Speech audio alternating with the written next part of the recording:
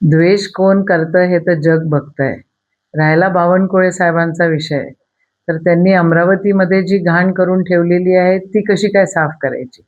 आणि बावनकुळे साहेबांना बहुतेक कमी लिहिता वाचता येत असावं. कारण तिथं त्या पत्रामध्ये असं दिलेलं आहे, की तुम्ही वोटिंग झालं 15 तारखेनंतर पैसे द्या. तसंही तुम्ही 3 महिने उशिरा देताय. मागच्या 3 ते 4 महिन्याचे पैसे एकदम टाकायचा प्रयत्न करताय. तर तुम्ही एवढा उशीर केलाय ना, तर मग वोटिंग झाल्यानंतर करा. आम्ही महिलांना आधार मिळाला पाहिजे याच्या फेवरचे आहोत.